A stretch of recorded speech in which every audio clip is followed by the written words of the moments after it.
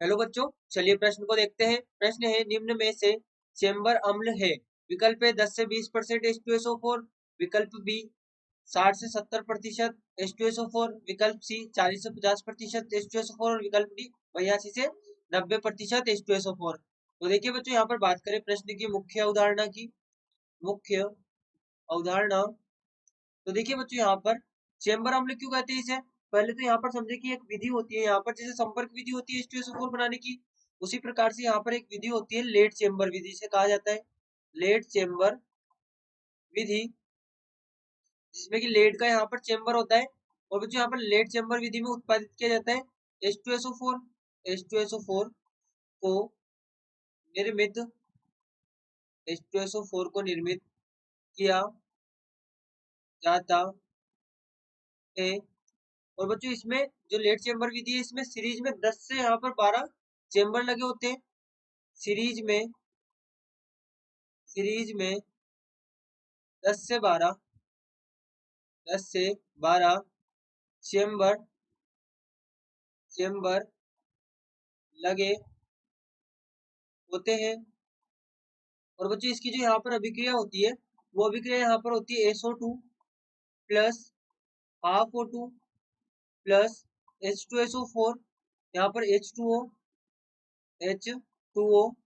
और बच्चों यहाँ पर हमें प्राप्त होता है H2SO4, H2SO4 यहाँ पर हमें प्राप्त होता है। अब बच्चों देखिए, ये जो हमें H2SO4 प्राप्त हुआ है, ये यहाँ पर अभिक्रिया जो हो रही होती है, ये अभिक्रिया यहाँ पर नाइट्रोजन मोनोऑक्साइड यानी कि NO की उपस्थिति में होती है, जो कि यहाँ पर एक उत्प्रेरक के रूप में कार्य करता है।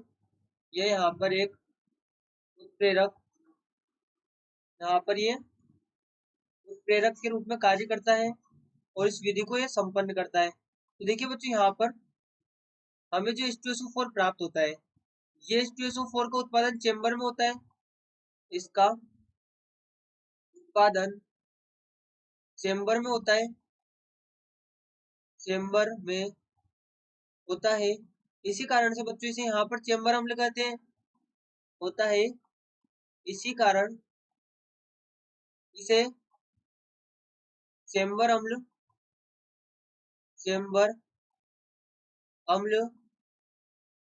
कहा जाता है, कहा जाता है।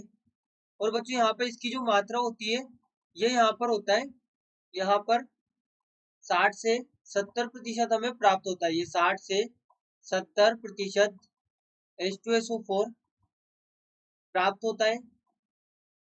60 से 70% H2SO4 यहाँ पर इस विधि द्वारा हमें प्राप्त होता है। तो देखिए बच्चों, यहाँ से जो हमारा सही विकल्प होगा, वो होगा विकल्प बी 60 से 70% H2SO4, जिसे कि यहाँ पर चेम्बर अम्ल कहा जाता है। आशा करते हैं आपको प्रश्न समझ आया होगा। धन्यवाद।